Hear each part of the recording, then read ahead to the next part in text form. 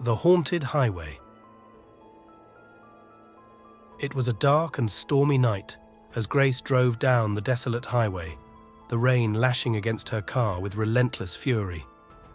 The windshield wipers struggled to clear her view, and the occasional flashes of lightning revealed the dense forest that loomed on either side of the road. She had always been uneasy driving at night, but tonight was different. Tonight, she felt a palpable sense of dread weighing down on her, as if the very air around her was thick with malevolence. Grace glanced at the clock on the dashboard.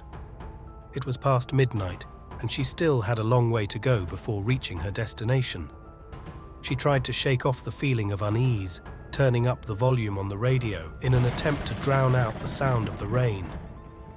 But as she drove on, she couldn't shake the feeling that she was being watched, that there was something out there in the darkness, something sinister and unseen. Suddenly, her headlights illuminated a figure standing by the side of the road. Grace's heart skipped a beat as she saw a young girl, drenched and shivering, her tattered clothes clinging to her skin.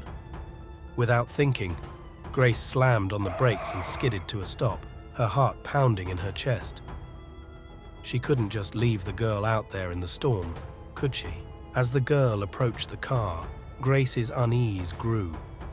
There was something off about her, something unsettling in the way she moved, in the vacant look in her eyes. "Please, can you give me a ride? Someone forcefully took me from my house and left me here, and I need to get home," the girl said, her voice soft and tremulous. Grace hesitated, but against her better judgment, she unlocked the passenger door, and the girl got in.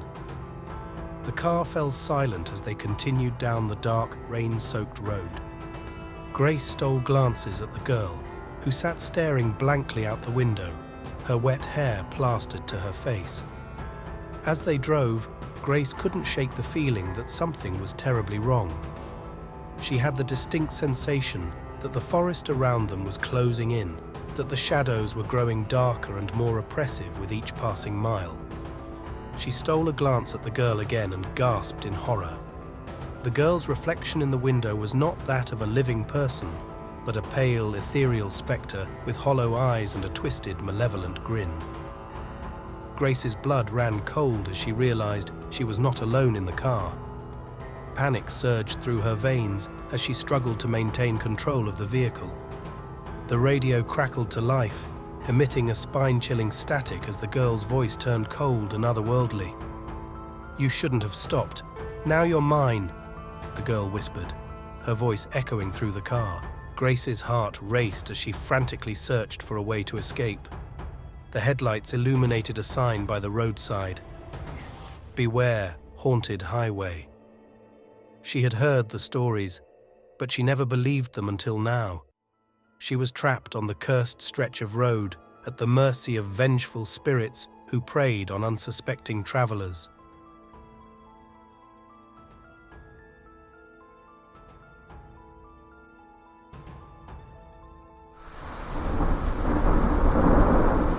The Whispering Storm. The heavy rain beat against the window panes, casting eerie shadows across the walls of the old house. I sat by the fireplace, trying to block out the sound of the wind howling outside.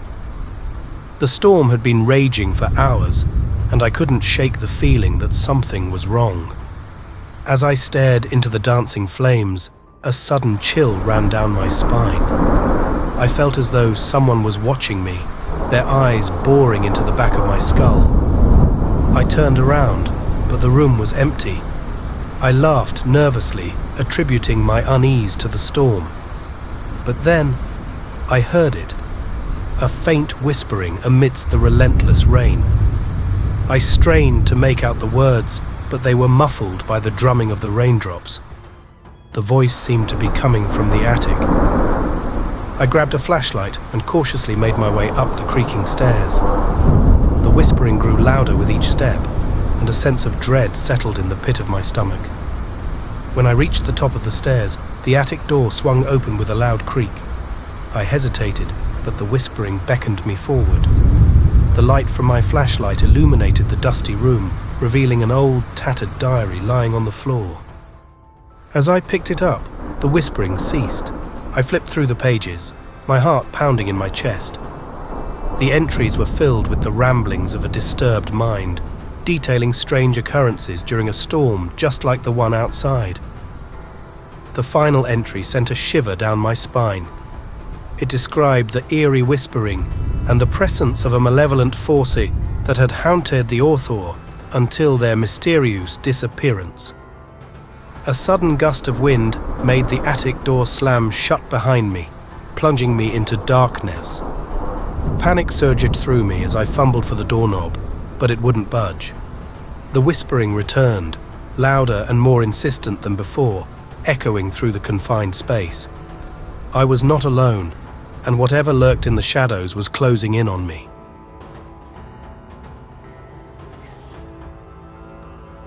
The Vanishing Road. The rain poured down in relentless sheets, turning the road into a treacherous maze of glistening puddles and obscured landmarks. I gripped the steering wheel tightly, my knuckles turning white with tension. The GPS had long since lost signal, leaving me at the mercy of the storm. As I squinted through the windshield, trying to navigate the maze of winding roads, I spotted a figure standing at the edge of the woods. It was a woman, drenched and disheveled, her pale face illuminated by the headlights. I pulled over, feeling a surge of sympathy for her plight. As she approached the car, I rolled down the window to offer her assistance. Her ears bore into mine, sending a chill down my spine. "Please, you have to help me," she pleaded, her voice trembling with fear. "I've been lost in this storm for hours." I hesitated, uncertainty gnawing at the back of my mind. But her distress seemed genuine, and I unlocked the passenger door to let her in. As she settled into the seat beside me, the rain seemed to intensify, drumming against the car with an almost deafening force. I glanced at her, intending to offer her some comforting words, but she was gone. The passenger seat was empty, and the car was filled with an eerie silence. I frantically scanned the interior, but there was no sign of her. Panic surged through me as I realized that the road ahead had vanished into an impenetrable wall of rain. I slammed on the brakes, bringing the car to a sudden stop. The storm raged on, enveloping the vehicle in a suffocating shroud of mist and darkness. I fumbled for my phone, but the screen remained stubbornly blank, devoid of any signal or connection to the outside world. As I sat there, my heart pounding in my chest, I heard a haunting melody drifting through the rain-soaked air. It was a mournful tune, filled with an otherworldly sorrow that sent shivers down my spine. I stepped out of the car, my eyes searching the swirling mist for any sign of the mysterious woman. The melody grew louder, drawing me deeper into the heart of the storm. I stumbled through the rain-soaked underbrush, branches clawing at my skin, until I reached a clearing. There, standing in the midst of the tempest, was the woman. Her form seemed to waver and shift in the shifting shadows, her eyes gleaming with an ethereal light. "This road does not belong to the living," she whispered. I tried to speak, but my words were lost in the howling wind.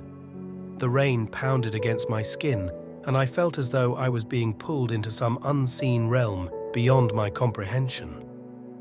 The woman's figure began to fade, dissolving into the storm until there was nothing left but the haunting melody echoing through the night.